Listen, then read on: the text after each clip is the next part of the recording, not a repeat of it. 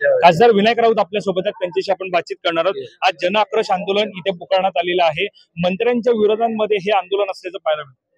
भ्रष्टाचारी आणि कलंकित मंत्र्यांच्या विरोधात हे आंदोलन आहे। सरसकट सगळ्या मंत्र्यांच्या विरोधात नाही आहे। कोण रमी खेळतोय, कोण जुगार खेळतोय, कोण पैशाच्या मस्तीमध्ये बसलाय, कोण काही जण शेतकऱ्यांना शिव्या घालतोय, काही जण डान्स बार चालवतोय। डान्स बार चालवणारा मंत्री या देवेंद्र फडणवीसांच्या मंत्रिमंडळात आहे, तरी देवेंद्र फडणवीस त्यांना काही करत नाही।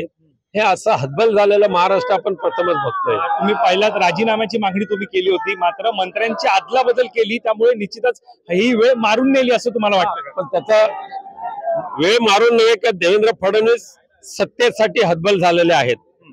त्यामुळे एवढं सगळं कलंकित मंत्री दिसत असताना सुद्धा आणि त्यांना ते मान्य नसताना सुद्धा त्यांच्यावर काही कारवाई करू शकत नाही, ही देवेंद्र फडणवीसांची हतबलता आहे। साधारणतः डान्स बारचा उल्लेख तुम्ही आता केलाय। डान्स बार मध्ये जे मंत्री योगेश कदम आहेत, निश्चितच त्यांचं वारंवार नाव येत आहे। मात्र ज्या प्रकारे एक चित्रपट समोर आला होता धर्मवीर आनंद दिघे साहेब यांच्यावरती, त्यावेळेला एकनाथ शिंदेचा उल्लेख सुद्धा तुम्ही केला होता की डान्स बार फोडणारी भूमिका त्यांची होती, मात्र आता त्यांच्यावरतीच तुमच्याकडून आरोप सुद्धा होतात। मग नेमकी भूमिका योगेश कदमांच्या आईच्या नावाचा तो जो डान्स बार आहे, हे उघड करून दाखवलंय की विधिमंडळामध्ये आमचे ऍडव्होकेट अनिल परबने, तरी सुद्धा देवेंद्र फडणवीसांनी त्यांच्यावर काही कारवाई केलेली नाही आहे। त्यामुळे डान्स बार चालवणारे, रमी जुगार खेळणारे, ओम फट सॉ म्हणणारे, शेतकऱ्यांना शिवीगाळ करणारे, पैशाच्या बॅगेवर बसून झोपणारे असे मंत्री दुर्दैवाने या महाराष्ट्रामध्ये, आणि त्यांचं नेतृत्व भारतीय जनता पक्षाचे देवेंद्र फडणवीस करतायत। त्यांची हकालपट्टी करा, ही मागणी आज आम्ही आंदोलनाच्या माध्यमातून करतोय। निश्चितच धन्यवाद आमच्याशी बातचीत केल्यासंदर्भात। कॅमेरा पर्सन अवधेश परिषद, मी वैभव पाटील, मुंबई।